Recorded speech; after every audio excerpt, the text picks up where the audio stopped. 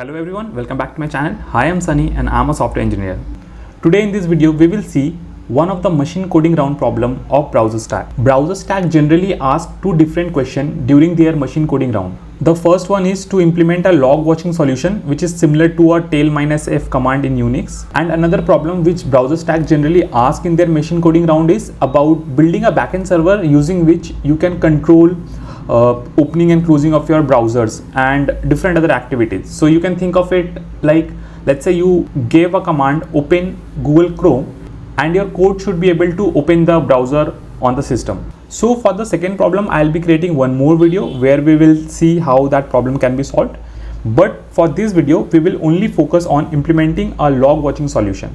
Okay, so the first thing we'll do, we'll go through the problem statement. We'll try to understand what are the acceptance criteria and what actually we want to implement. Okay, and then we'll see the code. So basically I'll start with explaining all the components, why I have implemented like that, and then we'll see how we can execute the code to see this functionality. Okay, so let me first tell you why this video is important for you, because if you are preparing for BrowserStack and let's say you are going to appear for BrowserStack interview experience, you will definitely going to get this machine coding problem in one of your rounds, mostly in the first round. So you might expect this problem where you can where you will be asked to implement a log watching solution, or you may get the second problem which I'll be creating a video next. Okay, and also one more thing which is important, it doesn't matter whether you are applying for a fresher role or a senior role, you can expect this problem in your machine coding round. Okay,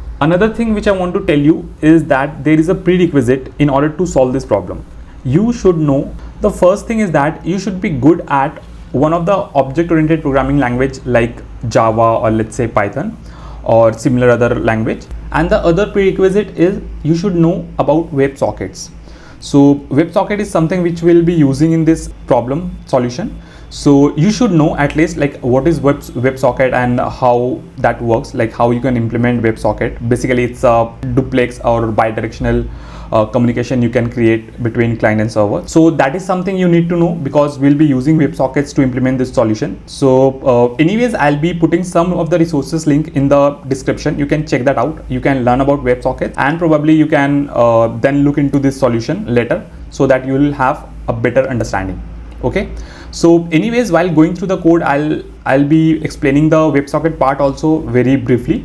But in order to have good understanding, you have to go through the WebSockets resources by yourself. Okay, so I hope that makes sense. The last thing which I want to tell you is that in this video I'll be showing you the solution which I have implemented in Java, but at the end of the video I'll be also explaining how you can convert this particular solution in any of the language of your own choice. So that I'll tell you at the end. So let's start with this video. Let's not skip any part of this video in order to understand this solution completely, because this is going to be a very important round for you in order to crack the first machine coding round of BrowserStack. And also don't worry about the programming language, because at the end I'll tell you a solution using which you can write this particular solution in any other language. Okay, so let's start with this video. I hope most of you must be knowing about tail-f command in Unix. So for those who are not aware, let me tell you what this command does. It basically allows you to read any input. It could be a log file or it could be any other input file. But what this will allow you to do is, whenever you use tail-f, tail basically allows you to read the last 10 lines. By default, it will give you the last 10 lines of that particular input file. And -f we generally append because it will allow you to get new updates. So let's say there is a file which is having 20 lines, okay, and you run this command on that particular file.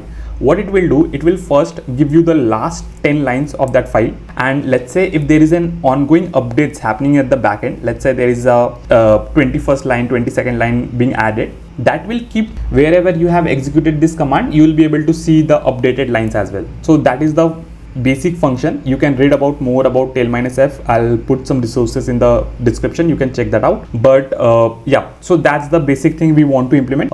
So let's go through the problem statement. But before going to the problem statement, let me tell you that prior to this video I have also created a video where I've explained my entire interview experience with BrowserStack that you can watch. From there only I have received a lot of DMs where they wanted me to implement this particular solution and share with them. So that's why I'm creating this video.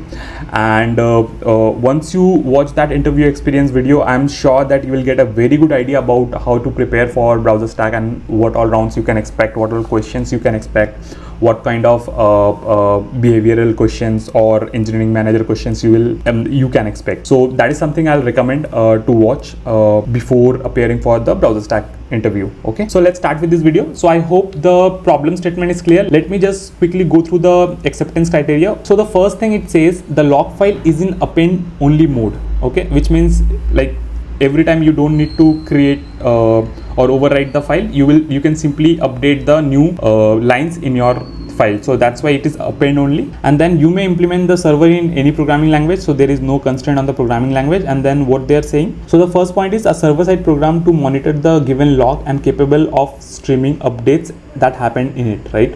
Which means basically that you will have a file on which you will be executing tail-f, and let's say the first thing it does is it gives you the last 10 line, and if there is any update on that file, let's say there is some lines which get appended at the end, that will also be able to your code should also be able to stream those updates so that you can see the recent changes. Okay, so this will run on the same machine as the log file. So basically the server code and the log file resides in the same machine. Anyways, you are going to code this out on your laptop and you will be keeping the log file. So that is obvious for this round. The second point is a web-based client that prints the updates in the files and when they happen, and not upon the page refresh. So what this is saying, let's say as soon as there is an update in the file, you should be able to see that changes on the browser. So what does it mean? That as soon as there is any update in the file, you should be able to see those changes on the browser. You should not be required to refresh the page, right? Like you should not be refreshing the page in order to see the changes. Instead, you should be able to see the changes as soon as there is any update in the file. Okay, the page should be loaded once and it should keep getting the updated in real time. So we have to make this particular thing as real time as possible. Okay, so this is one of the important thing you have to note while writing your solution, because you will be definitely judged on this particular part also. So let's say, so why I am emphasizing on this point is, let's say you implemented a solution which works fine, like it is able to get the updates for any new line which is being appended in the file, but let's say that happens every 5 seconds or every 2 seconds. That is not as real time as they want, right? So you have to write your solution in such a way that it prints the updates real time. Okay, I hope that makes sense. Once I'll show you the demo, I'll be able to explain you more and you will be able to understand more what I mean by real time. Okay, the third point is the user sees the last 10 lines in the file when they visit the page for the first time. So this is again same, like whenever you load your application, you should first see the last 10 line, okay, which should be the default behavior, and then later on you should see all the updates. So let's see the problem constraint. The server should push updates to the client as we have to be as real time as possible. Be aware that the log file may be in several GBs. How to optimize retrieving the last 10 lines, okay, and the server should not retransmit the entire file every time. It should send the updates, okay. The server should be able to handle multiple clients at the same time. The web page should not stay in loading state post the first load. It should not reload thereafter as well. You may not use off-the-shelf external libraries or tools that read the file and provide tail-like functionalities, which is very obvious. Like you should not be using any libraries which can give you this functionality out of the box. Rather, we need to implement this. So here what they're saying is that one thing you have to keep in mind, that this file could be very large and it should be in GBs. You can assume that these files are in GBs, and every time the server should not retransmit the entire file, which means like you should not always read the entire file. Like let's say if you have a file of let's say 2 GB size, and you should not be reading the entire file every time. Rather, only the update part of it should get read and should be pushed to the client. So I'll explain that later more, that what does that actually mean, okay, during the solution. So let's not worry about that. And also what they're saying, yeah, the server should be able to handle multiple clients at the same time, which means let's say you created a solution for which you are using your browser, you open one tab and using which you are able to see the updates. You should also be able to open up more tabs and connect to the same server. So that should be allowed. So I'll show you that's a simple thing, but I'll show you what they actually mean when I'll do the demo. So everything will revisit while demoing the code, so not to worry about.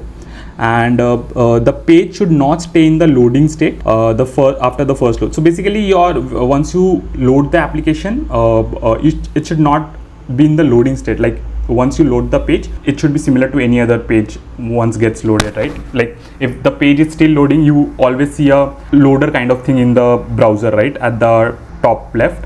So I'll show you that what does that mean. So all of this constraint we'll see once we see the demo. So I hope the problem statement is pretty clear right now. So if you understood this problem pretty well, then you can like write in the comment that you understood the problem. Just write understood. I'll understand that at least the question is clear to you. Now the next thing which we'll see is, let me now close this problem. Yeah, so this is the solution which I have written to demo today.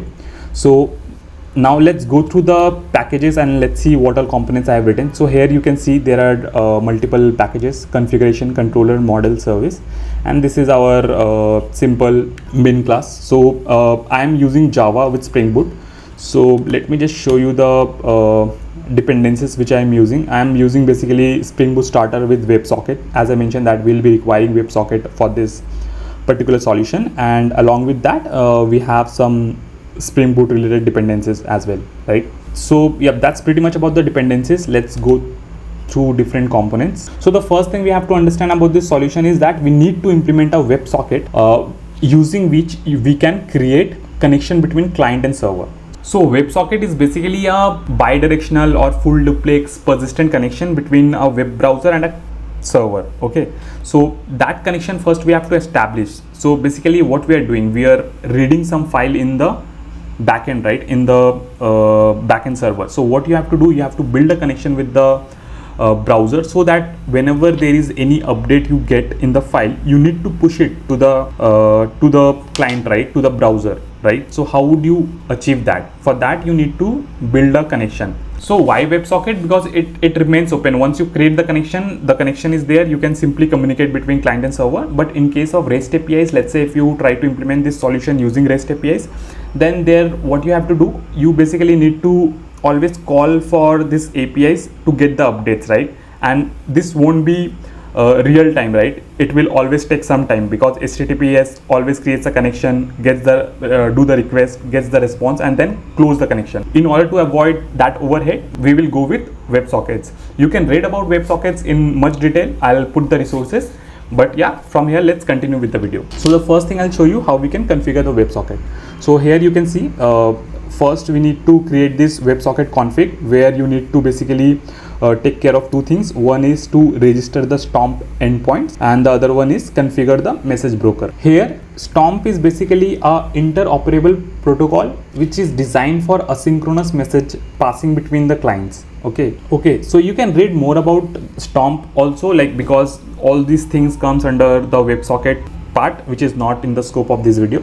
So but that's pretty simple. Once you go through it, you'll be able to understand. For now let's focus on two things. We just need to register the Stomp endpoints. So here we just need to put a endpoint path which is logs. So if you see, this basically maps with your controller. So we have a controller written over here, and if you see the message mapping annotation, the path is /logs only. Okay, so this basically maps to this endpoint which we registered. And then next we have to configure the message broker, which is you need to provide a destination path. This basically is a prefix which you need to provide, and this broker is nothing but a in-memory broker you can think of, where your initial messages will reside, and from here your messages will get pushed to the client. Okay, so I hope this is clear. Like, you simply need to create a config class where you need to implement this WebSocket message broker configurer, and you have these two methods already available which you need to override, okay, with the endpoints and the simple broker configuration. So this is pretty simple. This is a configuration class, And after this, what you can do, you can create your controller where basically, so next what we have to do is we have to create a controller. So in order to work with Stomp, basically you need to map this endpoint, right? So for that you need to create a controller where you can simply use the message mapping annotation with this particular endpoint which we have configured. So that is what we are doing in the controller. And the next thing you have to put is you have to give a send to annotation, and there you need to simply pass the broker information, basically the prefix which we have set, right? So here if you see, here we have configured the message broker with a destination prefix as /topic/log. okay, so this is what I'm doing here. This is a simple controller, and if you see, we have this method which receives a message as a input parameter, and if you see, this message is nothing but a string content. So if you see, this is a simple model class where we are just having a string content variable which will store the message. So we are doing nothing, we are just receiving it and then we are returning it from here. So this is the basic WebSocket configuration you have to do.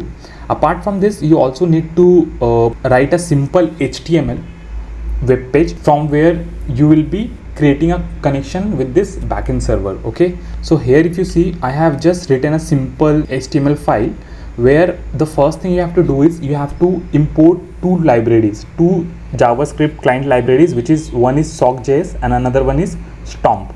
So these two client libraries you will get. I'll put the link in the description. I basically took it from the Cloudfare website, so from there you can take these libraries of different versions. So I'll provide that. And here I have just written a simple script. What it does, it basically creates a connection with the backend. Okay, so let's go through this code. So the first thing here, I declared a client variable, then a socket variable. Here you just have to mention the endpoint which you have given in the backend configuration, and then you just need to do stomp.over and you can pass the socket. So this is the basic client creation code, and then we just simply do a connect call. Basically it will establish a connection between the backend and the client browser. So it does call, and you will simply see a simple log I have kept just to ensure that the connection has been built. And then what it does in the connection call, it basically broker. Okay, so this is the broker which we subscribe to, right? As I mentioned in the backend, if you see, we have configured this broker, right, which would be a in-memory broker which will hold all the messages. So we are subscribing to that. As soon as there will be some messages, those will be received here. Okay, once you receive this data, we simply call this print function which basically parse this data into log, and then it keep appending in the browser. So this is a pretty easy code. If you see what I'm doing, I just created a element logs in the browser. So here if you see, your browser will have this header and then a paragraph with ID logs. So I'm just fetching this element, and then I'm creating a new element P, and then on this element I keep appending the message which I'm receiving.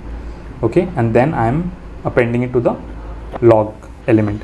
So overall it is doing nothing. It is the way using which you can simply print the input, like whatever you are receiving from the backend, you simply keep appending it in the browser. So this is the code for that. So this is pretty simple. Once you go through this code and try to understand, you will be able to easily understand this, because this is not anything complex. So let's go back to the backend code. So now we have seen the entire WebSocket thing which is there now. So once you run this program, you should be able to see the connection is being created. So let me quickly first show you what does that mean. So let's say you have just the configuration part of WebSocket and this HTML page. So how does that look? So I just ran this application. I'll go to the browser, I'll show you. So this should run on 8080. So you will see something like this. Okay, and let me do inspect. So here in the network call, let me just refresh this again. So here if you see, it is creating a connection with the backend, and here in the network call, if you see the messages tab, so you should go to the message tab, and here you see a connection created. So for any kind of WebSocket code, you will see this message tab, under which you will see this kind of entries, which basically tells you that the connection between the client and server is created. And also let me just show you the console. So here in the console also connected is getting printed, which we put it in the console log, right? So if I just show you, this is this connected coming from here. Okay, so I hope this is clear. So this is just the WebSocket part of it. The main part we are still left with is the watcher solution. So for that, let me just show you the service which I have written. So we are left with only one class. So in service we have file watcher service. So let me stop this application for now. So let's focus on this. This is very important to understand. So here I have just written a simple component where I have created a file watcher service. So if you see, it has just one method, one public method, and that method is send updates. Okay, so let's see what we are doing here. So it has few of the constant variables and some random access file. So random access file is again a library which I am using. Basically it allows you to read a file from any position. So let's say you have a file of length 10 and you can randomly access fifth line of this file. So that is possible. So you can read about this random access file as well.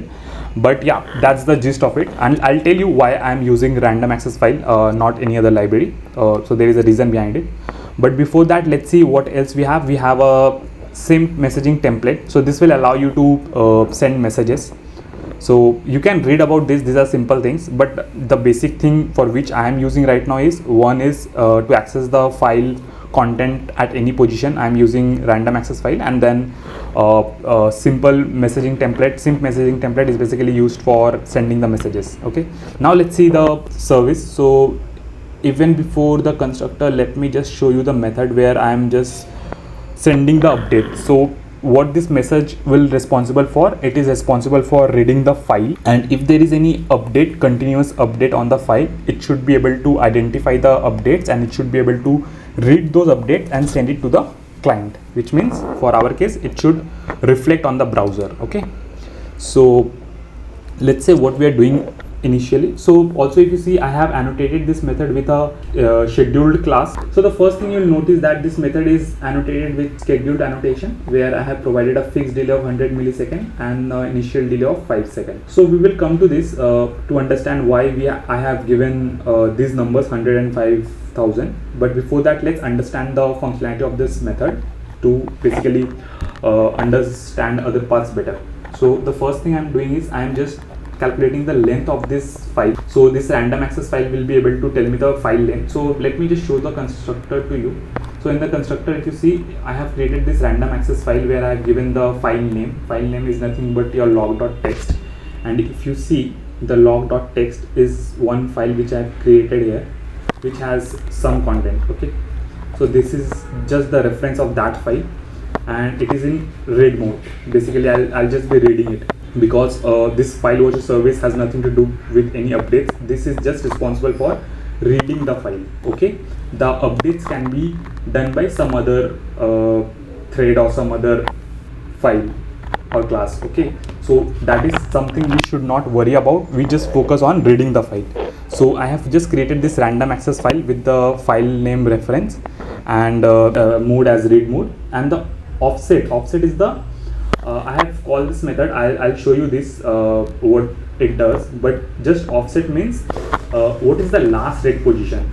Let's say you have a file of 100 lines, and let's say you are reading it for the first time, then the offset would be like 0. If it is a 0 based indexing, it would be 0. If it's a 1 based indexing, it would be 1, right? Your file pointer has to be at the starting.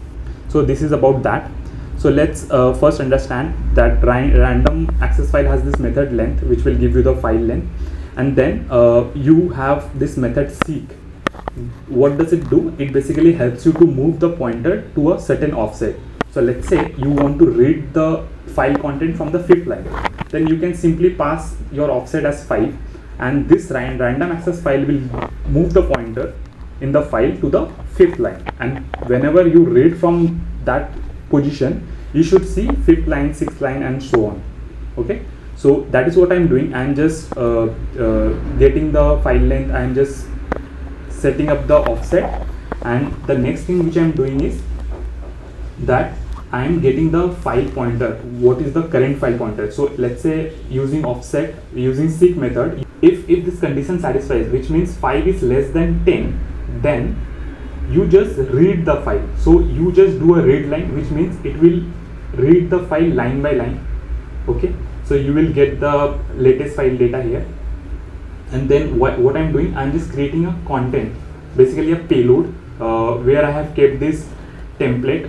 It's basically a JSON form where the key is content and the value would be the whatever the line I have read from the file. Okay, and then what I'm doing, I'm just using the messaging template to convert and send to the destination. Destination is what? Destination is topic/log, which is nothing but your configured broker, right? So if I show you, we have created this, right, where we have enabled the simple broker with this destination prefix, which is similar to what we are using here, right? So we are just passing this payload to this location and doing nothing else, right?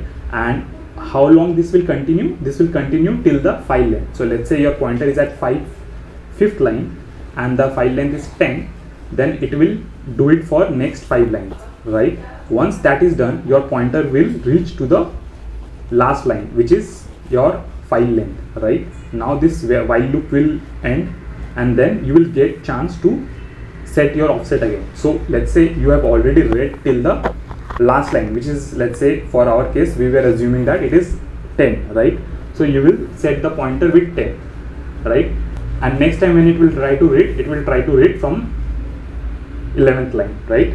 So this is what this function is doing. So this function is just keeping a track of the last read, like till which point the file has already been read, and then from there it is reading next. So let's say you completed the file, your file has 10 line, you have read all of those, right? Then what will happen after 100 millisecond, this method will get invoked again, right?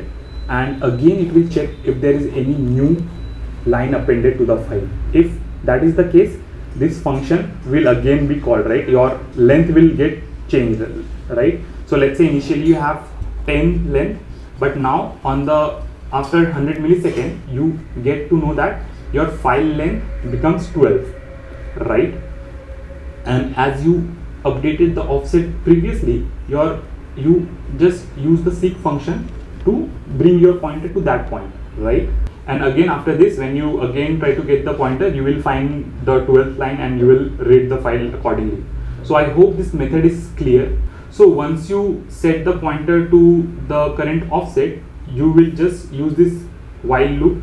You will do a read line, it will read the next line from the latest pointer where you have set, right? And then based upon that, like till you reach the file length, like end of the file, it will keep reading the lines and keep creating the payload and sending it to the destination. So I hope that is clear. Like at the end, you will reach the end of the file, you will update the offset again, and you will good to check it for after 100 more milliseconds, right? The first thing is how this method, why this method is written in this way. I'll just explain that.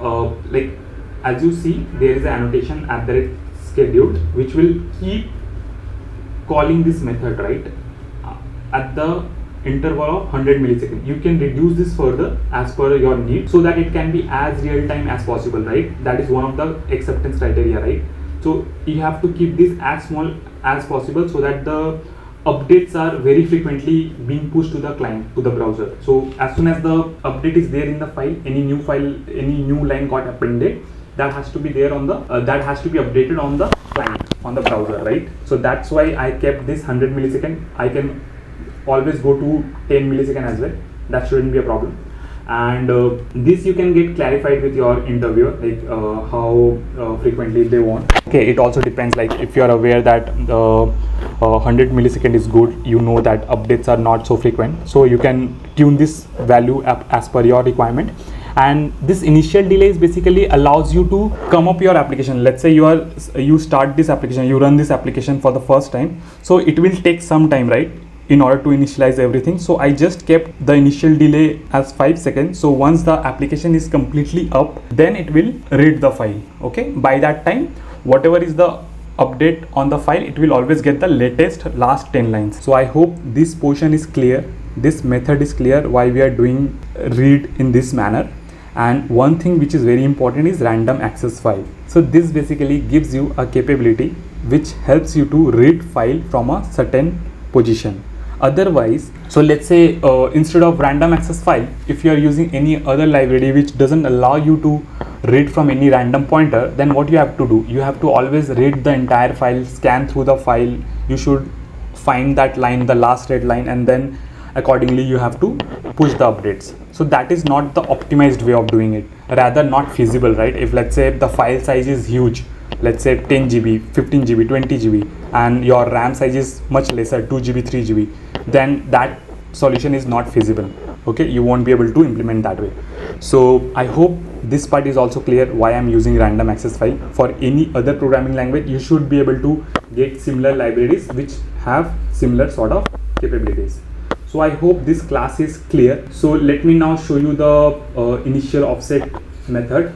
So as soon as you create this bin, this method gets called, which is basically the initial offset.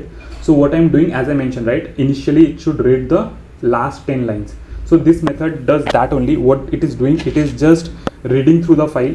It goes through all the lines of the file. Okay, it just keep a track of line count, and then it basically sets the offset. Let's say you have 100 lines. Okay, then it will set the offset to 100 minus 10, which is 90. So the initial offset would be 90, right? So as soon as your application comes up, it will start reading from 90, because what you are doing with this offset, you are just moving your pointer to this offset, which is 90, and then you are reading the file, right? So in this manner, whenever your application comes up, you will see the last 10 line, and then from there onwards you will see all the updates which are coming in the file. Okay, so I hope this class is understood completely. I tried my best to explain this, each and every part of it, and why it is important. So if you are implementing this solution in any other language, you have to take care of all these things, right, in order to crack this round. So I hope this is clear. This is pretty much all the components which I have talked about. So let me now run this application and show you some demo. So the first thing I'll show is the log text file. It is having just 2 lines right now. So let me first run this application. I have to go to the browser. I'll just refresh this page. Right now it is not loaded. Okay, now it got loaded, and we can see in the console log that it is connected. And after the first 5 seconds, so we have this initial delay, right, which I kept. So after this, you see that it is able to log whatever the data present in the log file. So if I show you, we have 2 lines and those got printed. So let's say if it would have 12 lines, then it would have printed only the last 10 lines. But before that, let me go to the terminal. I will just run this command. So I have just written a for loop. What it will do, it will just run from 1 to 1000, and it will simply log the date, okay, in this text file. So which means basically I'm updating this text file. So if you go on the browser, you will see that you started receiving the updates, right? If I zoom in, now see the interesting part of it, that every 1 second I am able to get the updates, right? And if you see the file also being updated with this. So I hope this is real time. We can also reduce the configuration. So let me go to this place again, file watcher service. So here if you see in the command, it says that your log file is being updated every 1 second, right? And I am checking every 100 millisecond, which is real time, right? As soon as you get the update, you should be able to see the new line over here, right? So see, every 1 second, 31, 32, 33, I'm able to log. So this is real time. So let's say if I just reduce this particular value to, let's say, 10 millisecond, every 10 millisecond you are updating this log file, then this fixed delay also needs to be reduced, right, in order to make it as real time as possible, right? So I hope that bit is clear to you. So this is a requirement part of it. You can talk with your interviewer. You should know like how frequently your file will get updated, and based upon that you can fine tune these parameters. So I hope that is clear. So let me just stop this for now. So that's pretty much about the demo. Let me just quickly go through the constraint once. So the constraint was that this has to be real time as possible. So I showed you the parameter which you can fine tune. Okay, and the file is in several GB. So anyways, we are not reading the file entirely into the memory. So using the random access file, we are able to just move our pointer to a certain location and then read from that there. So that should be fine. We are also retrieving the last 10 lines from updating the initial offset. So that you can do. It's a normal logic you can implement, and then not retransmit the entire file every time. So every time also we are not reading the entire file. It should only send updates. That is working. The server should be able to handle multiple clients at the same time. Okay, so let me quickly show you that as well. So here one tab is running. Let me create one more. So here if you see, we are able to create this. So let me also run this terminal command so that this can update the file and we should be able to see the update. So if you see, both the places we are getting these updates, 36, 37, 38, 39, and here also you should be able to see, right? So you can like open as many tabs as you want. So this means that multiple clients are being able to connect to the server, right, to get the updates. So this is also satisfied. Other thing is the web page should not in loading state. So if you see, this is what I was talking about. Here you generally see a loader, right? Let's say I refresh this or any other website. If it is not loaded completely, then you will see a loader over here, right?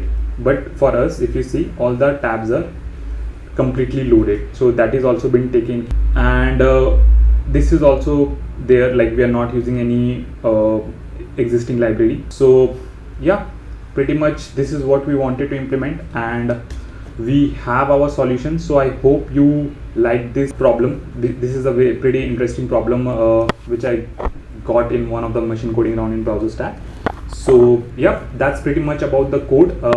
The other important thing which you need to keep in mind while implementing the solution is you should always follow the object oriented principles so that you can get marks on that front as well. So that is one thing. So apart from this, we are good. We have covered almost all the things which is required as a part of this round. So I hope you have understood the entire solution, entire way, the approach we took to solve this. So yeah, so just one last thing, you will get this code, the entire code from on my GitHub. So I'll put the link for that in the description. Do check it out. If you are comfortable with Java, try to run this solution by your own, do some changes in the code and see how your functionality changes. So that will help you to understand this code much more better. And also, as I mentioned, right, if you want to try this particular solution in some other programming language, you can definitely take help from ChatGPT. You can put this file, you can ask ChatGPT to convert this file into, let's say, Python, like write this particular file in Python. So like ChatGPT will definitely give you a solution which will use libraries from Python. Basically it will use Python libraries to come up with this file, right? Let's say there is any alternate library similar to random access file in Python, it will definitely use it. So give it a try. If you are stuck anywhere, like in order to implement this solution in, let's say, C++ or Python or any other similar languages, if you face any issue, you can reach out to me. You can DM me on LinkedIn or in the comment section. I am easily reachable, so I'll try to help you out. But yeah, like hopefully you will be able to achieve it with the help of ChatGPT. So do give it a try. So yeah, that's it about this video. In the next video, I'll show you the other problem which I mentioned in the beginning, which is another problem from the machine coding round of BrowserStack. I'll try to give you the solution for that as well with the proper explanation. So stay tuned for that. And if you haven't watched my interview experience with BrowserStack yet, I would highly recommend you to watch that video from the I button or from the link in the description, so that you are prepared enough. So that's it from this video. If you like this video, please hit the like button and also share this video with your friend. And if you're new to this channel, please consider subscribing to my channel and do check out the other playlist on my channel. Thank you for watching.